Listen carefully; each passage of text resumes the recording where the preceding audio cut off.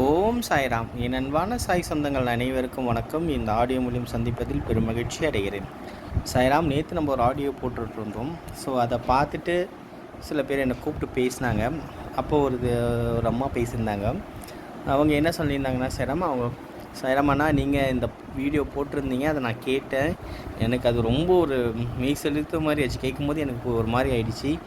ஏன்னா அது உண்மை தான் சாய்ராமண்ணா. இதே மாதிரி தான் அப்பா எனக்கும் ஒரு தடவை கனவுல ஒரு விஷயத்த சொன்னார். அதே மாதிரி தான் சொன்னார். வியாழக்கிழமை அதுவே பிரம்ம முகூர்த்த நேரத்தில் காலையில் தான் எனக்கும் அது மாதிரி சொன்னார் அப்படின்னாரு. நான் சொன்னேன், என்னம்மா சொன்னார், என்ன விஷயம்னு. அப்போ அவங்க அதை சொல்ல ஆரம்பித்தாங்க. சாய்ராமண்ணா, நான் என் பையனுக்கு அவங்களுக்கு ஒரு பையன் இருக்கிறாங்களாம். அவனுக்கு ஒரு கிட்டத்தட்ட ஒரு 9 வயசு இருக்கும். அவர் ஒரு சிக் பேபி மாதிரி ஒரு குறை மாதத்துலேருந்து பிறந்தவங்களாம். ஆனால் ஒரு ஹெல்த்தியாக ஸ்கூலுக்கெல்லாம் போவாமல் பேசுவான்னு ஒரு ஹெல்த்தியான ஒரு பாயாகவே இருக்க மாட்டாங்க. எப்போவுமே ரத்தம் கம்மியாக இருக்காமல் ஹீமோக்ளோபின் மற்றபடி எல்லாமே கொஞ்சம் கம்மியாகவே தான் இருக்கும். ஒரு ஆக்டிவாக இருக்க மாட்டான். டாக்டர்லாம் பார்த்தா பெருசாக வளர வளர சரியாயிடும்னு சொன்னாங்க. ஆனால் அது வரைக்கும் அவன் வளர வளர அதுக்கு ஏற்ற மாதிரி அந்த 9 வயசுக்கு ஏற்ற மாதிரி ஒரு இதாகவே இருக்க மாட்டான் அவன். அது எனக்கு எப்போவுமே குறையாகவே இருக்கும். நான் பாபா கிட்டே போய் நான் நிறைய டைம் நான் அழுதுருக்கிறேன். ஓடி அடி கூட கொஞ்சம் விளாண்டாலும் ஓடினாலே மூச்சு வாங்கணும், உட்காந்துக்குவான். ஸ்போர்ட்ஸில் எதுவுமே அவன் கலந்துக்க மாட்டான். எனக்கு ஒரு தாயாக இருந்து எனக்கு இது ரொம்ப வேதனையாக இருக்கும். நான் அப்பாட்ட எப்போவுமே அழுதுகிட்டே தான் இருப்பேன். பார்க்கும்போது, அப்பா எனக்கு இருக்கிற ஒரே பையன் அவனும் இப்படி இருக்கும்போது நான் என்னப்பா பண்ணுவேன் அப்படின்னு சொல்லிட்டு நான் எப்போயுமே அப்பாட்ட கோவிலுக்கு போனாலும் எப்போ நான் அப்பா ஞாபகம் வரும்போது, அப்பா நாமத்தை சொல்லும்போது அடுத்த நிமிஷம் நான் இதை சொல்லிட்டுனா எனக்கு சொன்னோன்னே எனக்கு அந்த கண்ணு கலங்கிடும். நான் அப்பாட்ட இதை தான் பிரார்த்திச்சே இருப்பேன் அப்படிங்கும்போது, அப்போது ஒரு டைம் ஒரு வியாழக்கிழமை அந்த பிரம்ம முகூர்த்த நேரத்தில் அப்பா ஒரு கனவுல எனக்கு என்ன கேட்குறாருன்னா, சாப்பாடு கொடு அப்படின்னு சொல்லிட்டு அப்பா கை நீட்டுறாரு. அப்போ அது கை நீட்டும் போது சாப்பாடு கொடுன்னா, அப்போ அந்த ஒரு கிண்ணம் மாதிரி இருக்குது, ஒரு சில்வர் கலரில். சாப்பாடு கொடு அப்படின்னு சொல்லிவிட்டு அவர் அந்த கனவுல அப்புறம் நான் ஏஞ்சிட்டேன். பார்த்தா மணி கிட்டத்தட்ட ஒரு 4:45 அந்த மாதிரி நேரத்தில் இருக்கும் சாய்ராமண்ணா. எனக்கு ஒரு மாதிரி ஆயிடுச்சு. ஏன்னா அப்பா கேட்க நான் நினச்சேன், சரி சாப்பாடு கொடுன்னா அப்போ அன்னதானம் பண்ண சொல்கிறாரு போல் தெரியுது அப்படின்னு நினச்சிக்கிட்டு, சரி இன்றைக்கி அன்னதானம் பண்ணலாம். ஏன்னா விடிய காலையில் பிரம்ம முகூர்த்தத்தை அது வியாழக்கிழமை அதுமா இப்படி கேட்குறாரே, அப்பா கனவே வர மாட்டார், அப்பா இப்படிலாம் வராருன்றது ரொம்ப சந்தோஷமாகிடுச்சு. சரி ஏதோ ஒரு அப்பா நல்லது செய்ய போகிறார் நம்மளுக்கு அப்படின்னு நான் நினச்சிக்கிட்டேன். ரொம்ப சந்தோஷமாகிட்டேன். ரொம்ப வருஷம் வேண்டுதல் சாய்ராமண்ணா.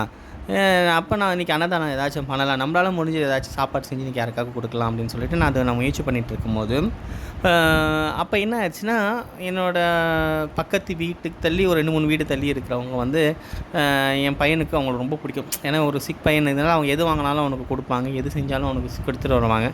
அன்றைக்கி ஒரு சாதம் மாதிரி எடுத்துகிட்டு என் பையனுக்கு கொடுத்தாங்க, எடுத்துகிட்டு வந்தாங்க.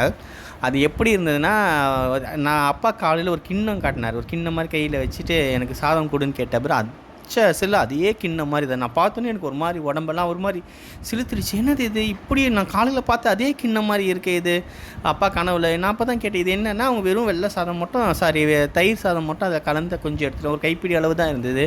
என்ன இது என்ன, நான் அப்போ கேட்டேன், நான் என்ன சாதம் இது, எங்கேருந்து இது பார்த்தேன்னா, இல்லை நான் இப்போ தான் கடைக்கு போனேன், ஒரு 2-3 நாள் முன்னாடி தான் வாங்கினேன். ஏன் என்ன அப்படின்போது, இல்லை இந்த மாதிரி கனவு வந்தது. அப்புறம் இந்த சாதம் என்னென்னா, இது அன்னாபிஷேகம் செஞ்சது. இதை நான் அவங்க மாமியாருக்கு உடல் உபாதைகள் இருக்கும்போது இது செஞ்சு கொஞ்சம் கொஞ்சம் கொடுக்கும்போது அவங்களுக்கு கொஞ்சம் மாற்றங்கள் இருந்தது. அதுலேருந்து நான் செய்வேன், ஒரு வேண்டுதலுக்கு வச்சேன், அது மாதிரி எனக்கு நடந்தது. அதனால் நான் எப்போவுமே செய்வேன், ரெகுலராக வியாழக்கிழமைனா நான் செய்வேன். அந்த மாதிரி இவனுக்கு கொஞ்சம் செஞ்சு எனக்கு கொடுக்கணும்னு இந்த ஒரு வாரமாக எனக்கு தோணிகிட்டே இருந்தது. இவனுக்கு கொஞ்சம் கொடுக்கணும் அந்த செஞ்சு அப்படின்னு தோணுச்சு. அதனால தான் நான் இவனுக்கு எடுத்துகிட்டு கொடுத்தேன். இவனை சாப்பிட சொல்லி கொடுத்துட்டு அது போயிடுச்சு. கிண்ணத்தோட எனக்கு அந்த கிண்ணத்தை பார்க்கும்போது அப்போ தான் எனக்கே புரிஞ்சது, ஓஹோ அப்பா நம்மளை இது செய்ய சொல்கிறாரு, அப்போது நம்ம தான் அன்னதானம் பண்ணணுச்சா, அன்னாபிஷேகம் பண்ணு அப்படின்னு சொல்கிறாரு. எனக்கு அப்போ தான் தெரிஞ்சுது அந்த கிண்ணத்தை எப்படிலாம் பாருங்கள் சாய்ராம், அப்பா எனக்கு எப்படிலாம் உணர்த்துறாரு பாரு சாய்ராம். எனக்கு ரொம்ப ஒரு அதிர்ச்சியாகவே இருந்தது. அப்புறம் நான் செஞ்சேன். அப்போ உடனே போயிட்டு எப்படி செய்யணும்னு தெரியும் எனக்கு. நான் தான் உங்கள் வீடியோ பார்த்துருக்குறேன், அதனால் எனக்கு அது தெரியும் சாய்ராம் எப்படி பண்ணணும் அப்படின்றது. சரி நான் போயிட்டு எடுத்த அப்பா அதை சாயந்தரம் நான் பண்ணினேன். எனக்கு நேரம், ஏன்னா நீங்கள் எப்போவுமே சொல்கிற ஒரு வார்த்தை எப்போவுமே வேகமாக செஞ்சு அவரெல்லாம் இல்லாமல் கரெக்டாக அமைதியாக உட்காந்து பொறுமையாக ஆத்மார்த்தமாக செய்யுங்க அப்படின்வீங்க. அதே மாதிரி நான் பொறுமையாக உட்காந்து சாயந்தரம் நான் அந்த நேரத்தில் நான் பண்ணேன். பிரதர்ஷன நேரம்னு சொல்கிற நேரத்தில் நான் உட்காந்து அப்பாவுக்கு ஆத்மார்த்தமாக நான் அது பண்ணேன்.